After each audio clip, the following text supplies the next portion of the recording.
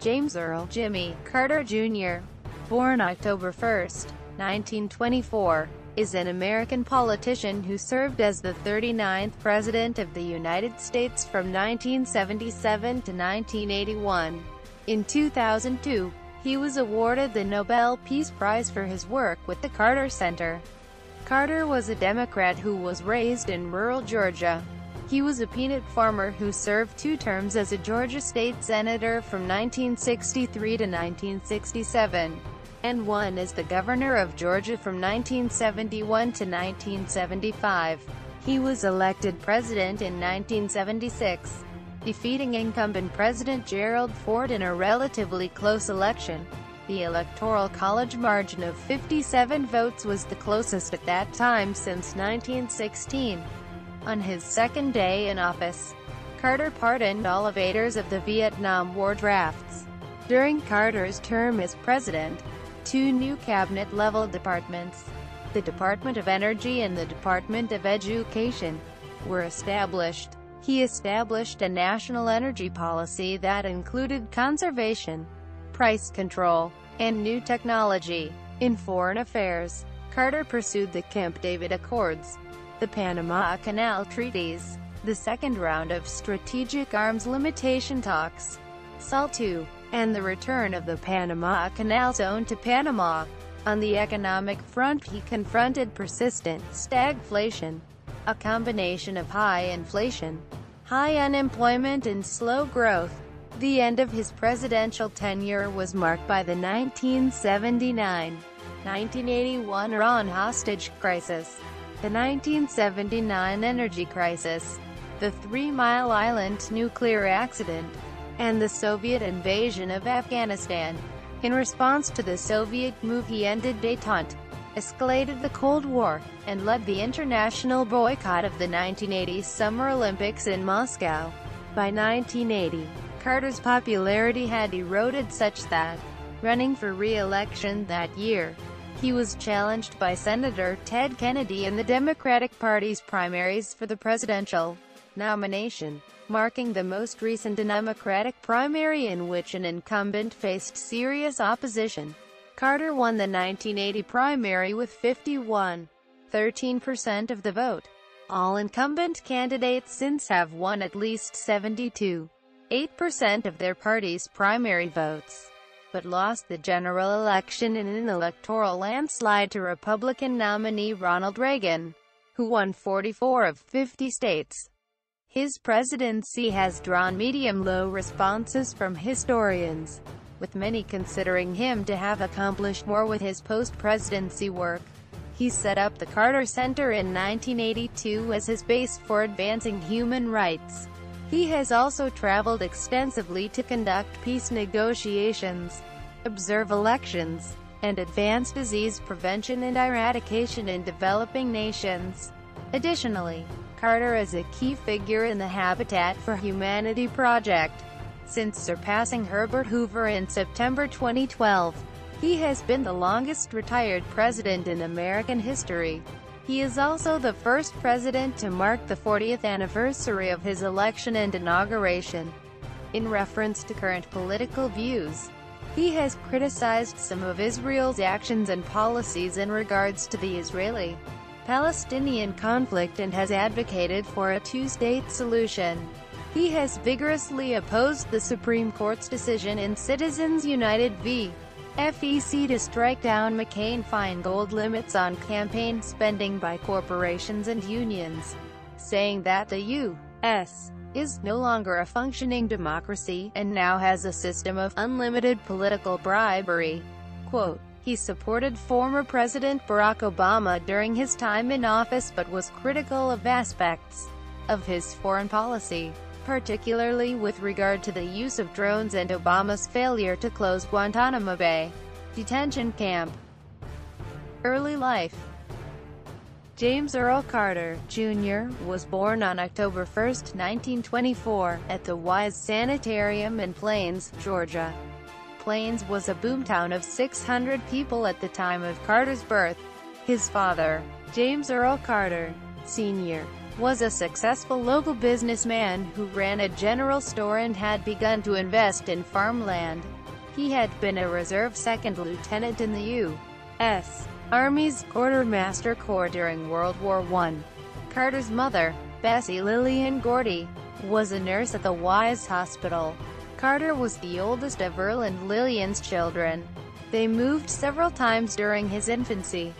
The Carters settled on a dirt road in nearby Archery, which was almost entirely populated by impoverished African-American families. They eventually had 3 more children: Gloria, Ruth, and Billy. Carter got along well with his parents, although his mother worked long hours and was often absent in his childhood. Although Earl was staunchly pro-segregation, he allowed his son to befriend the black farmhands' children. Carter was an enterprising teenager who was given his own acre of Earl's farmland where he grew, packaged, and sold peanuts. He also rented out a section of tenant housing that he had purchased. Carter attended the Plains High School from 1937 to 1941. By that time, the Great Depression had impoverished Archery and Plains, but the family benefited from New Deal farming subsidies, and Earl took a position as a community leader. Young Jimmy was a diligent student with a fondness for reading. A popular anecdote holds that he was passed over for valedictorian after he and his friends skipped school to venture downtown in a hot rod. Carter's truancy was mentioned in a local newspaper, although it is not clear he would have been valedictorian anyway. Naval career. President Jimmy Carter and Admiral Hyman G. Rickover, USN, far right, aboard the submarine USS Los Angeles, SSN 688. In 1977, Carter had long dreamed of attending the U.S. Naval Academy in Annapolis. In 1941, he started undergraduate coursework in engineering at Georgia Southwestern College in nearby Americus. The following year, he transferred to Georgia Tech in Atlanta, and he achieved admission to the Naval Academy in 1943. He was a good student but was seen as reserved and quiet, in contrast to the Academy's culture of aggressive hazing of freshmen. While at the Academy, Carter fell in love with his sister Ruth's friend Rosalind Smith, whom he would marry shortly after his graduation in 1946. In 1952, Carter began an association with the U.S. Navy's fledgling nuclear submarine program, then led by Captain Hyman G. Rickover. Rickover's demands on his men and machines were legendary, and Carter later said that, next to his parents, Rickover was the greatest influence on his life. In March 1953 he began Nuclear Power School, a 6-month non-credit course covering nuclear power plant operation at Union College in Schenectady. Farming. Earl Carter died a relatively wealthy man, having also recently been elected to the Georgia House of Representatives. However, between his forgiveness of debts and the division of his wealth among heirs, his son Jimmy inherited comparatively little. For a year, Jimmy, Rosalind, and their 3 sons lived in public housing in Plains. Carter is the only EU.S. president to have lived in subsidized housing. Carter was knowledgeable in scientific and technological subjects, and he set out to expand the family's peanut-growing business. The transition from Navy to agribusinessman was difficult, because his first-year harvest failed due to drought. Carter was compelled to open several bank lines of credit to keep the farm afloat. Meanwhile, he also took classes and read up on agriculture while Rosalind learned accounting to manage the business's books. Though they barely broke even the first year, the Carters grew the business and became quite successful. Early political career, 1962 to 71. Georgia State Senator. Racial tension was inflamed in Plains by the 1954 U.S. Supreme Court's anti-segregation ruling in Brown v. Board of Education. The civil rights movement was well underway when Carter took office. He and his family had become staunch John F. Kennedy supporters. Beginning in 1962, the town of Americus was the site of mass beatings and incarcerations of black protesters. A diligent legislator, Carter took speed reading courses to keep up with the workload. Within 2 years, his connections landed him on the state Democratic Executive Committee, where he helped rewrite the state party's rules. He became chairman of the West Central Georgia Planning and Development Commission, which oversaw the disbursement of federal and state grants for projects such as historic site restoration. When Bo Calloway was elected to the U.S. House of Representatives in November 1964, Carter immediately began planning to unseat him. The two had previously clashed over which two-year college would be expanded to a four-year college program by the state. Carter wanted it to go to Georgia Southwestern College in Americus, but Calloway wanted the funding to go to downtown Columbus. Carter saw Calloway, a Republican, as a rival who represented the inherited wealth and selfishness he despised in politics. Carter was re-elected in 1964 to serve a second two-year term. For a time in the state Senate, he chaired its Education Committee. He also sat on the Appropriations Committee toward the end of his second term. Before his term ended, he contributed to a bill expanding statewide education funding and getting Georgia Southwestern a four-year program. He leveraged his regional planning work, giving speeches around the district to make himself more visible to potential voters. The last day of the term, he announced his run for Congress. 1966 and 1970 campaigns for governor. The congressional race of 1966 was shaken up in mid-May when the Republican incumbent, Bo Calloway, dropped out and decided to run for governor of Georgia instead. Calloway was a very strong candidate, and state Democrats panicked over the prospect of losing the governorship they had held since Reconstruction. Carter soon decided to follow Calloway and run for governor himself. In the Democratic primary, he ran as a moderate alternative to both the liberal former governor, Earl, and the conservative Lester Maddox. In a press conference, he described his ideology as conservative, moderate, liberal and middle of the road. "I believe I am a more complicated person than that." Quote. Carter returned to his agriculture business and, during the next 4 years, carefully planned his next campaign for governor in 1970. This period was a spiritual turning point for Carter. He grew increasingly evangelical, undertaking several religious missions in other states. Inspired by his sister Ruth and liberal theologians such as Reinhold Niebuhr, he declared himself born again, a growing movement in 1960s America. His last child, Amy, was born during this time. The liberal former governor, Carl Sanders, was Carter's main opponent in the 1970 Democratic primary. Carter ran a more modern campaign this time around, employing printed graphics and statistical analysis. Responding to poll data, Carter leaned more conservative than before. He positioned himself as a populist, quickly going negative against Sanders for his wealth, labeling him "Cufflinks Carl," and associating him with the National Democratic Party. He accused Sanders of corruption, but when pressed by the media, could come up with no evidence. That September, Carter came ahead of Sanders in the first ballot by 49 to 38%, leading to a runoff. The subsequent campaign grew even more bitter. Despite his early support for civil rights, Carter's campaign criticized Sanders for supporting Martin Luther King Jr.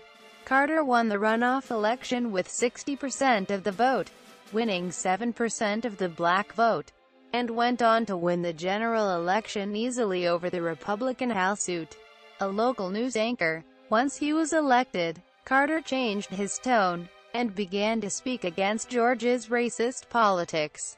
Leroy Johnson, a black state senator, voiced his support for Carter. saying, "I understand why he ran that kind of ultra-conservative campaign. I don't believe you can win this state without being a racist." Quote. Governor of Georgia. Carter was sworn in as the 76th governor of Georgia on January 12, 1971. He declared in his inaugural speech that the time of racial segregation is over. No poor, rural, weak, or black person should ever have to bear the additional burden of being deprived of the opportunity for an education, a job, or simple justice. Quote. Lester Maddox, Carter's predecessor as governor, became lieutenant governor. Carter had endorsed Maddox. Although the two did not campaign as a ticket, the two found little common ground during their 4 years of service, often publicly feuding with each other. With Carter's reluctance to engage in backslapping and political favors, the legislature found him frustrating to work with. Civil rights were a heartfelt priority for Carter. He expanded the number of black state employees, judges, and board members. He hired Rita Jackson Samuels, a black woman, to advise him on potential appointments. Carter pushed reforms through the legislature to provide equal state aid to schools in the wealthy and poor areas of Georgia, set up community centers for mentally handicapped children, and increased educational programs for convicts. He took pride in his program for the appointment of judges and state government officials. Under this program, all such appointments were based on merit, rather than political influence. In one of his more controversial decisions, national ambition. Looking toward a potential presidential run, Carter engaged himself in national politics and public appearances. He was named to several Southern planning commissions and was a delegate to the 1972 Democratic National Convention, where the liberal U.S. Senator George McGovern was the likely presidential nominee. Carter tried to ingratiate himself with the conservative, anti-McGovern voters, so that the convention would consider him for McGovern's running mate on a compromise ticket. He endorsed Senator Henry "Scoop" Jackson, in part to distance himself from George Wallace. Carter was still fairly obscure at the time, and his attempt at triangulation failed. The 1972 Democratic ticket went to McGovern and Senator Thomas Eagleton. Eagleton was later replaced on the ticket by Sergeant Shriver. After McGovern's loss in November 1972, Carter began meeting regularly with his fledgling campaign staff. He had quietly decided to begin putting a presidential bid together. He tried unsuccessfully to become chairman of the National Governors Association to boost his visibility. On David Rockefeller's endorsement, he was named to the Trilateral Commission in April 1973. The following year he was named chairman of the Democratic National Committee's congressional, as well as gubernatorial, campaigns. 1976 Presidential Campaign. Democratic primary. When Carter entered the Democratic Party presidential primaries in 1976, he was considered to have little chance against nationally better-known politicians. His name recognition was 2%. As late as January 26, 1976, Carter was the first choice of only 4% of Democratic voters, according to a Gallup poll. Carter became the front-runner early on by winning the Iowa caucuses and the New Hampshire primary. He used a two-pronged strategy. In the South, which most had tacitly conceded to Alabama's George Wallace, Carter ran as a moderate favorite son.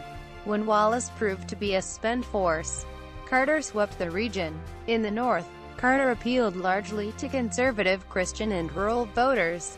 He had little chance of winning a majority in most states.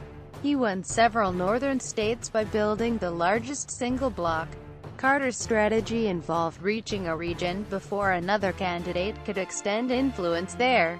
He had traveled over 50,000 miles, visited 37 states, and delivered over 200 speeches before any other candidate announced that he was in the race. Carter proved to be the Democrat with the most effective national strategy, and he clinched the nomination. What Carter had that his opponents did not was the acceptance and support of elite sectors of the mass communications media. It was their favorable coverage of Carter and his campaign that gave him an edge, propelling him rocket-like to the top of the opinion polls. This helped Carter win key primary election victories, enabling him to rise from an obscure public figure to president-elect in a short space of 9 months. 1976 general election. He chose Senator Walter F. Mondale as his running mate. He attacked Washington in his speeches, and offered a religious salve for the nation's wounds. Carter and Gerald Ford faced off in 3 televised debates during the 1976 election.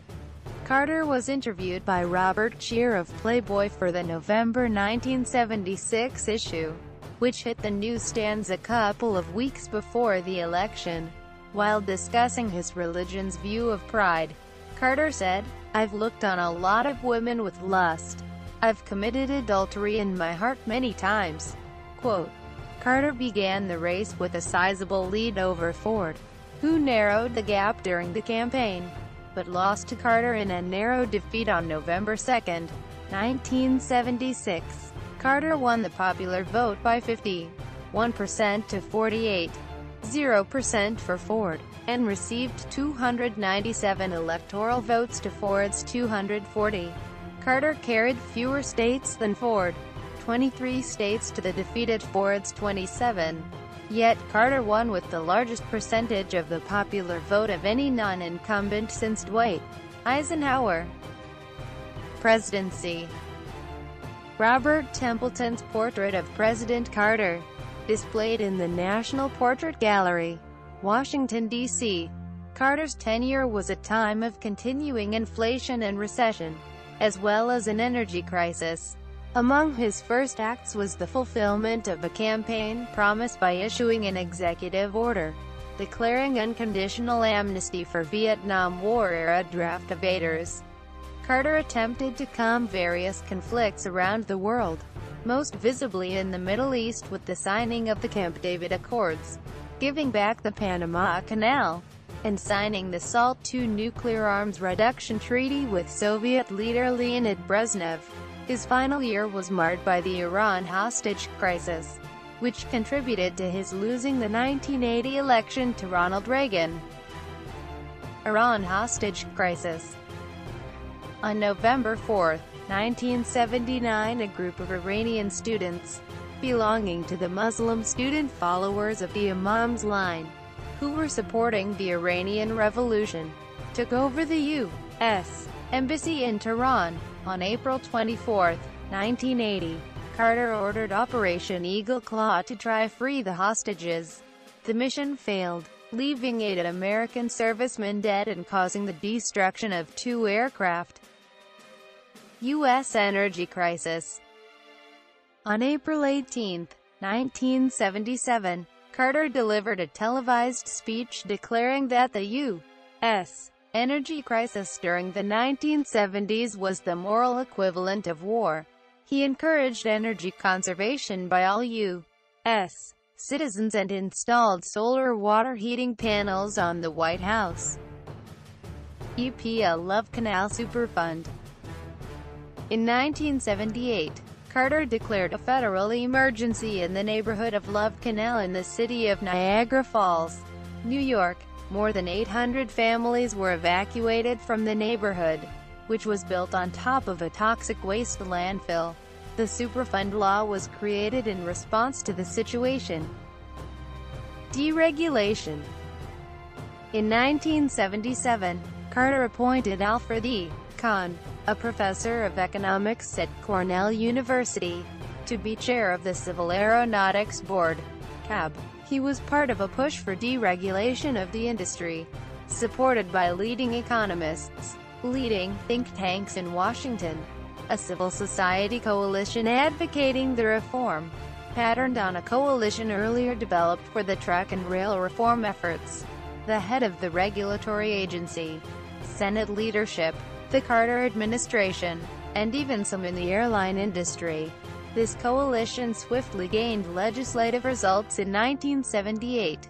The Airline Deregulation Act, Pub. L. 95-504, was signed into law by President Carter on October 24, 1978.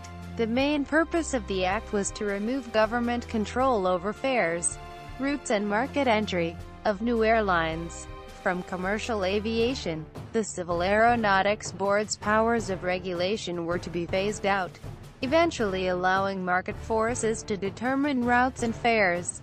The act did not remove or diminish the FAA's regulatory powers over all aspects of airline safety.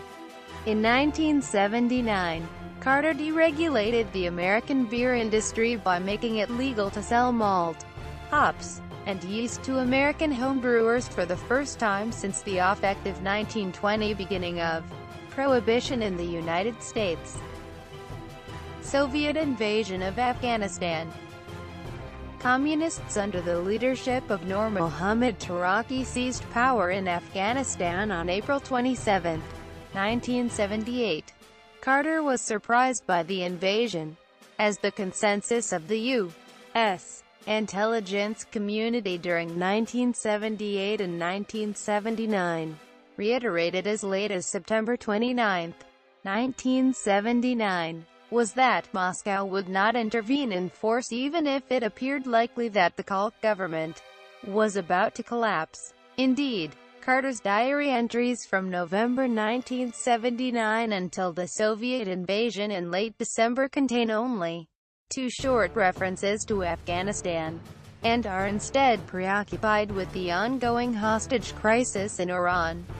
In the aftermath of the invasion, Carter was determined to respond vigorously to what he considered a dangerous provocation.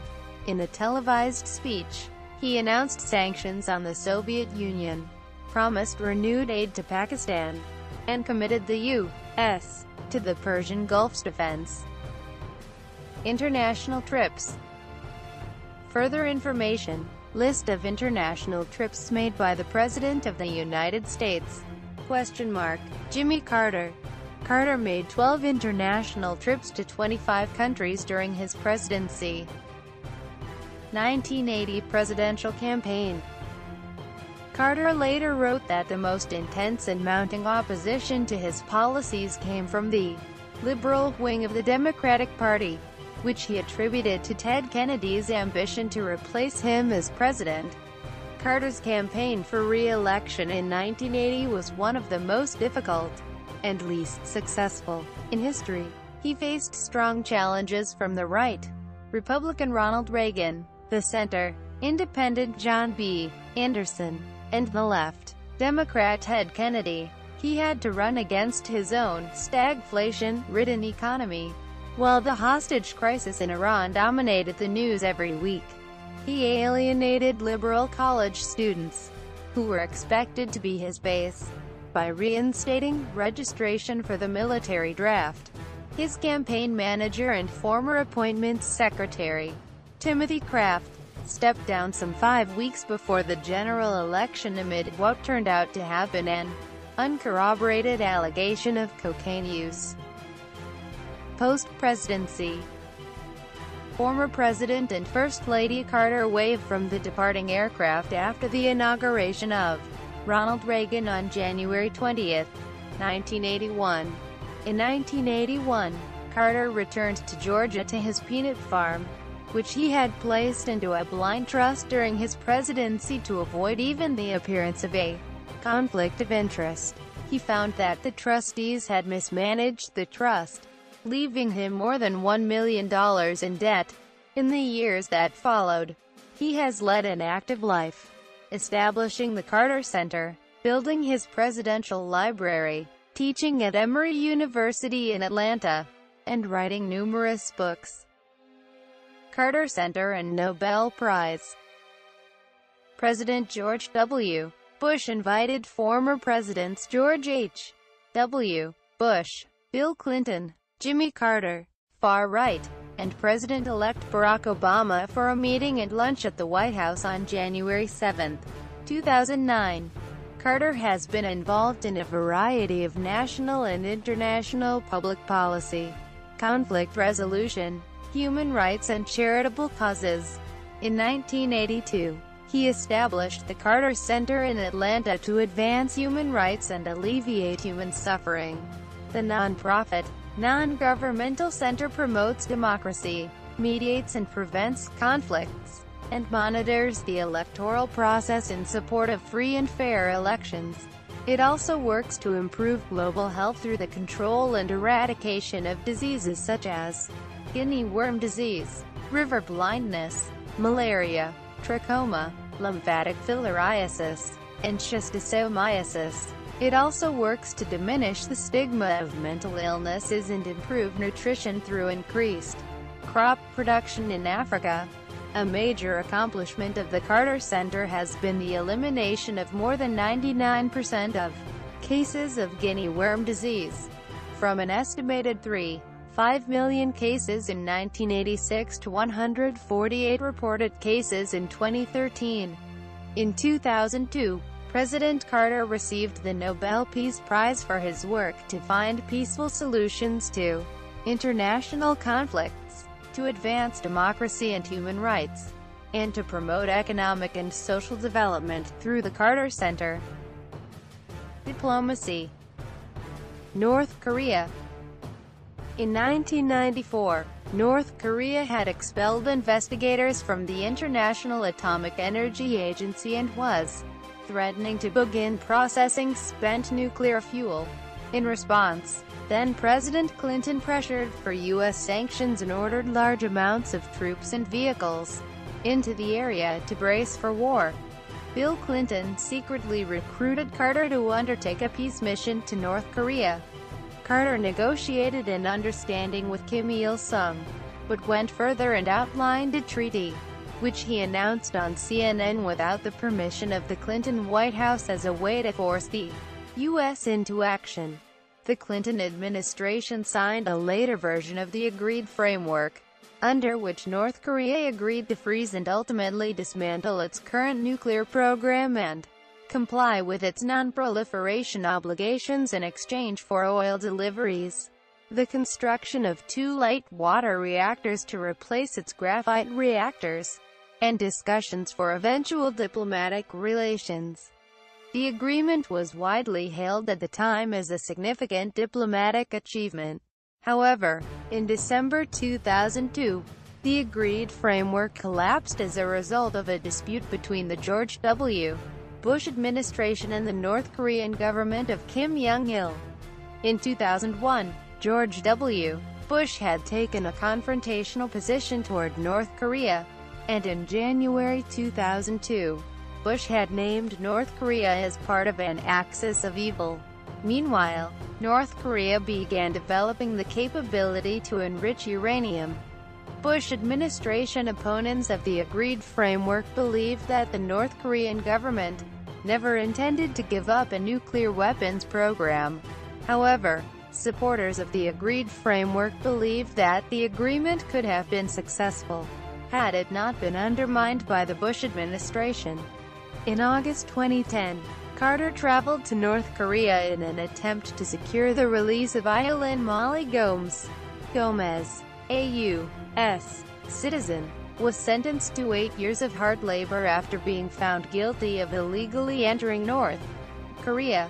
Carter successfully secured the release. Middle East.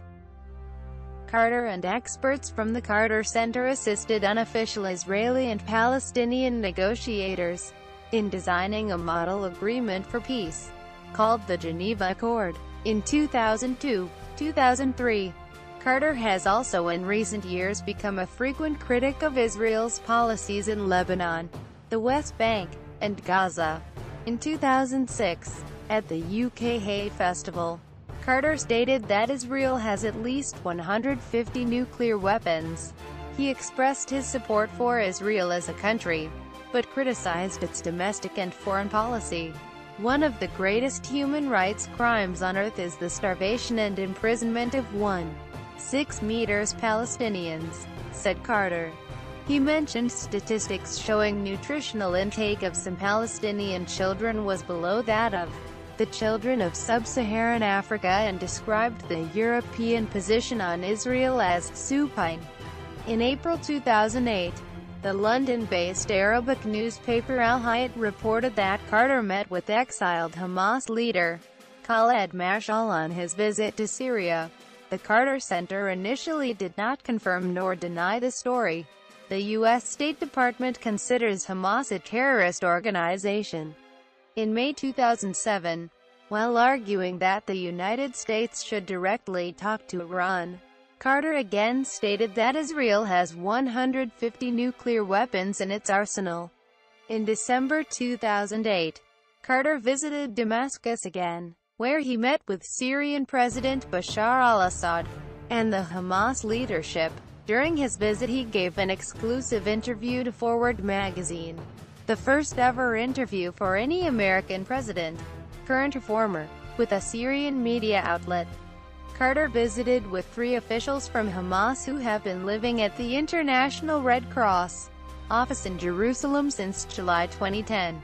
Israel believes that these 3 Hamas legislators had a role in the 2006 kidnapping of Israeli soldier Gilad Shalit, and has a deportation order set for them. In August 2014, Carter was joined by Mary Robinson during the 2014 Israel-Gaza conflict, with the pair pressing for the inclusion of Hamas as an actor in peace talks with Israel, recognition of the group as a legitimate political entity, and the lifting of the siege of Gaza. The 2 elders, in an op-ed article in Foreign Policy, noted the recent unity deal between Hamas and Fatah when Hamas agreed with the Palestinian Authority to denounce violence, recognize Israel and adhere to past agreements, saying it presented an opportunity. Carter and Robinson called on the UN Security Council to act on what they described as the inhumane conditions in Gaza, and mandate an end to the siege. Africa. Carter held summits in Egypt and Tunisia in 1995, 1996 to address violence in the Great Lakes region of Africa. Carter played a key role in negotiation of the Nairobi Agreement in 1999 between Sudan and Uganda.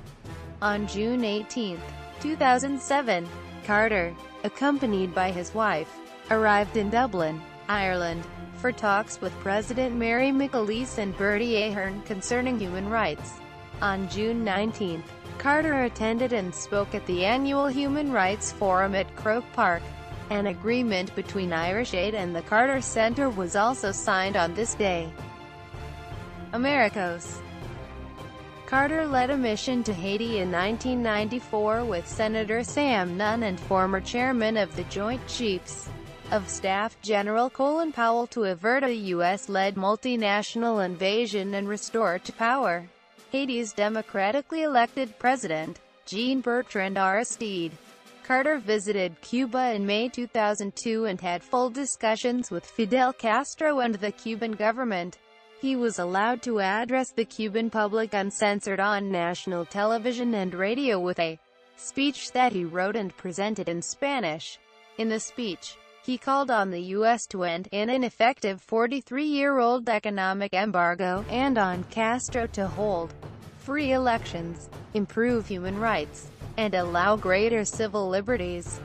Carter observed the Venezuela recall elections on August 15, 2004. European Union observers had declined to participate, saying too many restrictions were put on them by the Hugo Chavez administration. Following Ecuador's severing of ties with Colombia in March 2008, Carter brokered a deal for agreement between the country's respective presidents on the restoration of low-level diplomatic relations, announced June 8, 2008. Vietnam. On November 18, 2009, Carter visited Vietnam to build houses for the poor. The one-week program, known as Jimmy and Rosalind Carter Work Project 2009, built 32 houses in Dong Xe village, in the northern province of Haidu. The project launch was scheduled for November 14. According to the news source which quoted the Ministry of Foreign Affairs spokeswoman Wen Phuong Na, administered by the non-governmental and non-profit Habitat for Humanity International (HFHI), the annual program of 2009 would build and repair 166 homes in Vietnam and some other Asian countries with the support of nearly 3,000 volunteers around the world. The organization said on its website, HFHI has worked in Vietnam since 2001 to provide low-cost housing, water, and sanitation solutions for the poor. It has worked in provinces like An Giang and Anh Nai as well as Ho Chi Minh City. The Elders. On July 18, 2007, Carter joined Nelson Mandela in Johannesburg, South Africa, to announce his participation in the Elders, a group of independent global leaders who work together on peace and human rights issues. Carter has been actively involved in the work of the Elders, participating in visits to Cyprus, the Korean Peninsula, and the Middle East, among others. In November 2008, President Carter, former UN Secretary-General Kofi Annan, and Graca Machel, wife of Nelson Mandela, were stopped from entering Zimbabwe to inspect the human rights situation by President Robert Mugabe's government. The Elders instead made their assessment from South Africa, meeting with Zimbabwe and South Africa-based leaders from politics, business, international organizations and civil society in Johannesburg. Criticism of U.S. policy. In 2001, Carter criticized President Bill Clinton's controversial pardon of Mark Rich, calling it disgraceful and suggesting that Rich's financial contributions to the Democratic Party were a factor in Clinton's action. In June 2005, Carter urged the closing of the Guantanamo Bay prison in Cuba, which has been a focal point for recent claims of prisoner abuse. In September 2006, Carter was interviewed on the BBC's current affairs program Newsnight, voicing his concern at the increasing influence of the religious right on U.S. politics. In September 2009, Carter put weight behind allegations by Venezuelan President Hugo Chavez pertaining to United States involvement in the 2002 Venezuelan coup d'etat attempt by a civilian military junta, saying that Washington knew about the coup and may have taken part. On June 16, 2011, the 40th anniversary of Richard Nixon's official declaration of America's war on drugs, Carter wrote an op-ed in the New York Times urging the United States and the rest of the world to call off the global war on drugs. Penalties against possession of a drug should not be more damaging to an individual than the use of the drug itself. Quote. Criticisms of George W. Bush. Carter has criticized the presidency of George W. Bush and the Iraq War. In a 2003 op-ed in the New York Times, Carter warned against the consequences of a war in Iraq and urged restraint and use of military force. On May 19, 2007, Blair made his final visit to Iraq before stepping down as British Prime Minister, and Carter criticized him afterward. Carter told the BBC that Blair was apparently subservient to Bush and criticized him for his blind support for the Iraq War. Speaking to the Syrian English monthly Forward magazine of Syria, Carter was asked to give one word that came to mind when mentioning President George W. Bush. His answer was, "The end of a very disappointing administration." His reaction to mentioning Barack Obama was, "Honesty, intelligence, and politically adept." Criticism of the Clintons. Carter and Bill Clinton did not have a good relationship, as Clinton had blamed one of President Carter's policies for losing the governorship of Arkansas in 1980. Although Clinton was the first Democrat president to be elected after Carter, the Carters were snubbed at the first Clinton inauguration.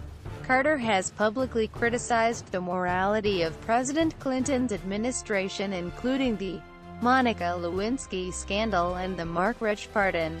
Carter was also disenchanted with Clinton's post-presidency activities, including the latter's $350,000 speeches and glitz of his star and billionaire-studded annual Clinton Global Initiative (CGI) meetings in New York. While Clinton was seen as a rock star who made his trips to Africa on board the lavish private jets of his billionaire buddies and had an sleek, expensive library. For being mostly about self-aggrandizement, Carter remained humble as he flew commercial airlines and founded the Carter Center to incubate good ideas. Due to his status as former president, Carter was a superdelegate to the 2008 Democratic National Convention. Carter announced his endorsement of Senator Barack Obama over Senator Hillary Clinton. Carter cautioned against Hillary Clinton being picked for the vice president slot on the ticket, saying, "I think it would be the worst mistake that could be made. That would just accumulate the negative aspects of both candidates," citing opinion polls showing 50% of U.S. voters with a negative view of Hillary Clinton. Criticisms of Barack Obama. Carter has criticized the Obama administration for its use of drone strikes against suspected terrorists. Carter also said that he disagrees with President Obama's decision to keep the Guantanamo Bay detention camp open, saying that the inmates have been tortured by waterboarding more than 100 times or intimidated with semi-automatic weapons, power drills or threats to sexually assault their mothers. Quote, he claimed that the U.S. government had no moral leadership and was committing human rights violations, and is no longer the global champion of human rights. In July 2013, Carter expressed his criticism of current federal surveillance programs as disclosed by Edward Snowden, indicating that America has no functioning democracy at this moment. Quote, author. Carter has been a prolific author in his post-presidency, writing 21 of his 23 books. Among these is one he co-wrote with his wife, Rosalind, and a children's book illustrated by his daughter, Amy. They cover a variety of topics, including humanitarian work, aging, religion, human rights, and poetry. Palestine, Peace Not Apartheid. In a 2007 speech to Brandeis University, Carter stated, "I have spent a great deal of my adult life trying to bring peace to Israel and its neighbors, based on justice and righteousness for the Palestinians. These are the underlying purposes of my new book." Quote, Israel's continued control and colonization of Palestinian land have been the primary obstacles to a comprehensive peace agreement in the Holy Land. The ultimate purpose of my book is to present facts about the Middle East that are largely unknown in America, to precipitate discussion and to help restart peace talks, now absent for 6 years, that can lead to permanent peace for Israel and its neighbors. Another hope is that Jews and other Americans who share this same goal might be motivated to express their views, even publicly, and perhaps in concert. I would be glad to help with that effort.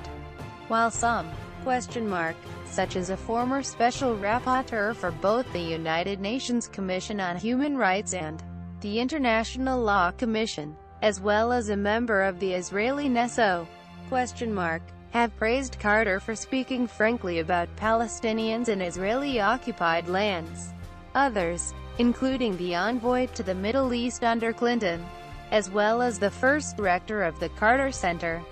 The 2007 documentary film, Man from Plains, follows President Carter during his tour for the controversial book and other humanitarian efforts. In December 2009, Carter apologized for any words or deeds that may have upset the Jewish community in an open letter meant to improve an often tense relationship. He said he was offering an al-hat, a prayer said on Yom Kippur, the Jewish Day of Atonement. Involvement with Bank of Credit and Commerce International. After Carter left the presidency, his interest in the developing countries led him to having a close relationship with Aga Hassan Abedi, the founder of Bank of Credit and Commerce International, BCCI. Abedi was a Pakistani, whose bank had offices and business in a large number of developing countries. He was introduced to Carter in 1982 by Bert Lance, one of Carter's closest friends. Unknown to Carter, BCCI had secretly purchased an interest in 1978 in National Bank of Georgia, which had previously been run by Lance and had made loans to Carter's peanut business. Abedi made generous donations to the Carter Center and the Global 2000 Project. 2012 presidential race. Despite being a Democrat, Carter endorsed former Massachusetts Governor Mitt Romney in the Republican Party 2012 presidential primary in mid-September 2011, not because he supported Romney, but because he felt Obama's re-election bid would be strengthened in a race against Romney. Carter addressed the Democratic National Convention in North Carolina by videotape, and did not attend the convention in person. Other activities. Carter, far right, in 1991 with President George H.W. Bush and former Presidents Gerald Ford, Richard Nixon, and Ronald Reagan at the dedication of the Reagan Presidential Library. Carter has participated in many ceremonial events such as the opening of his own presidential library and those of Presidents Ronald Reagan, George H.W. Bush, and Bill Clinton. He has also participated in many forums, lectures, panels, funerals and other events. In 2006, Carter delivered a eulogy at the funeral of Coretta Scott King and, most recently, at the funeral of his former political rival, but later his close, personal friend and diplomatic collaborator, Gerald Ford. President Jimmy Carter serves as an honorary chair for the World Justice Project. Carter served as honorary chair for the Continuity of Government Commission from 2003 to 2011. He was co-chair with Gerald Ford until the latter's death. The commission recommended improvements to continuity of government measures for the federal government. Personal views. Abortion. Although Carter was personally opposed to abortion, he supported legalized abortion. I never have believed that Jesus Christ would approve of abortions, and that was one of the problems I had when I was president, having to uphold Roe v. Wade, and I did everything I could to minimize the need for abortions. I made it easy to adopt children, for instance, who were unwanted, and also initiated the program called Women and Infant Children RWIC program that's still in existence now. But except for the times when a mother's life is in danger or when a pregnancy is caused by rape or incest, I would certainly not or never have approved of any abortions. I've signed a public letter calling for the Democratic Party at the next convention to espouse my position on abortion, which is to minimize the need requirement for abortion and limit it only to women whose life. Death penalty. Carter is known for his strong opposition to the death penalty, which he expressed during his presidential campaigns, as had George McGovern. Two successive nominees, Walter Mondale and Michael Dukakis, also opposed the death penalty. In a letter to the governor of New Mexico, Bill Richardson, Carter urged the governor to sign a bill to eliminate the death penalty and institute life in prison without parole instead. New Mexico abolished the death penalty in 2009.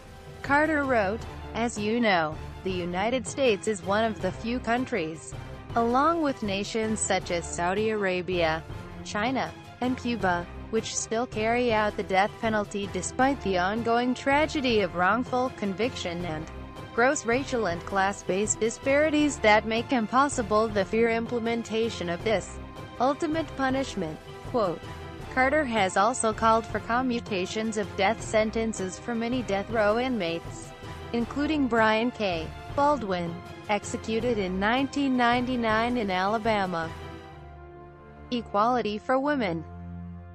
In October 2000, Carter, a third-generation Southern Baptist, announced that he was severing connections to the Southern Baptist Convention over its opposition to women as pastors. What led Carter to take this action was a doctrinal statement by the convention, adopted in June 2000, advocating a literal interpretation of the Bible. This statement followed a position of the convention 2 years previously advocating the submission of wives to their husbands. Carter described the reason for his decision as due to an increasing inclination on the part of Southern Baptist Convention leaders to be more rigid on what is a Southern Baptist and exclusionary of accommodating those who differ from them. The New York Times called Carter's action the highest-profile defection yet from the Southern Baptist Convention. Quote, "The truth is that male religious leaders have had, and still have, an option to interpret holy teachings either to exalt or subjugate women. They have, for their own selfish ends, overwhelmingly chosen the latter. Their continuing choice provides the foundation or justification for much of the pervasive persecution and abuse of women throughout the world. This is in clear violation not just of the Universal Declaration of Human Rights but also the teachings of Jesus Christ, the Apostle Paul, Moses and the prophets, Muhammad, and founders of other great religions, all of whom have called for proper and equitable treatment of all the children of God. It is time we had the courage to challenge these views." Gun control. Carter has publicly expressed support for a ban on assault weapons and background checks of gun buyers. Same-sex marriage. Carter has stated that he supports same-sex marriage in civil ceremonies. Race and politics. Carter ignited debate in September 2009 when he stated, "I think an overwhelming portion of the intensely demonstrated animosity toward President Barack Obama is based on the fact that he is a black man, that he is African American." Quote, torture. In a 2008 interview with Amnesty International, Carter criticized the use of torture at Guantanamo Bay, saying that it contravenes the basic principles on which this nation was founded. Quote, personal life. Carter and his wife Rosalind are well known for their work as volunteers with Habitat for Humanity, a Georgia-based philanthropy that helps low-income working people around the world to build and buy their own homes and access clean water. Carter's hobbies include painting. Religion. From a young age, Carter showed a deep commitment to Christianity. He teaches Sunday school and is a deacon at the Maranatha Baptist Church in his hometown of Plains. In 2000, Carter severed his membership with the Southern Baptist Convention, saying the group's doctrines did not align with his Christian beliefs. In April 2006, Carter, former President Bill Clinton, and Mercer University President Bill Underwood initiated the New Baptist Covenant. The broadly inclusive movement seeks to unite Baptists of all races, cultures and convention affiliations. 18 Baptist leaders representing more than 20 million Baptists across North America backed the group as an alternative to the Southern Baptist Convention. The group held its first meeting in Atlanta, January 30th through February 1st, 2008. Family. Carter had 3 younger siblings, all of whom died of pancreatic cancer. Sisters Gloria Carter Spann and Ruth Carter Stapleton, and brother Billy Carter. Carter and Rosalind Smith were married in July 1946. Together, they have 3 sons, 1 daughter, 8 grandsons, 3 granddaughters, and 2 great-grandsons. They celebrated their 65th wedding anniversary in July 2011, making them the second longest-wed presidential couple after George and Barbara Bush. Their eldest son Jack Carter was the 2006 Democratic candidate for U.S. Senate in Nevada before losing to the Republican incumbent, John Ensign. Carter's grandson Jason Carter is a former Georgia state senator. Cancer diagnosis. On August 3, 2015, Carter underwent elective surgery to remove a small mass on his liver, and his prognosis for a full recovery was initially said to be excellent. On August 12, however, Carter announced he had been diagnosed with cancer that had metastasized, without specifying where the cancer had originated. Funeral and burial plans. Carter has planned to be buried in front of his home in Plains, Georgia. Carter noted in 2006 that a funeral in Washington, D.C., with visitation at the Carter Center was planned as well. Public image and legacy. Public opinion. In the wake of Nixon's Watergate scandal, exit polls from the 1976 presidential election suggested that many still held Gerald Ford's pardon of Nixon against him. In the 1980 campaign, former California Governor Ronald Reagan projected an easy self-confidence, in contrast to Carter's serious and introspective temperament. What many people believed to be Carter's personal attention to detail, his pessimistic attitude, his seeming indecisiveness and weakness with people were accentuated in contrast to what many people believed, Reagan's charismatic charm and delegation of tasks to subordinates. Carter's post-presidency activities have been favorably received. The Independent wrote, "Carter is widely considered a better man than he was a president." Quote, legacy. Carter's presidency was initially viewed by some as a failure. The documentary Backdoor Channels, The Price of Peace credits Carter's efforts at Camp David, which brought peace between Israel and Egypt, with bringing the only meaningful peace to the Middle East. The film opened the 2009 Monte Carlo Television Festival in an invitation-only royal screening. Honors and awards. Carter has received numerous awards and accolades since his presidency, and several institutions and locations have been named in his honor.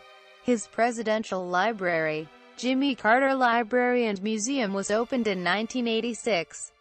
Carter has been nominated 7 times for the Grammy Award for Best Spoken Word Album for audio recordings of his books, and has won twice for Our Endangered Values, America's Moral Crisis and A Full Life.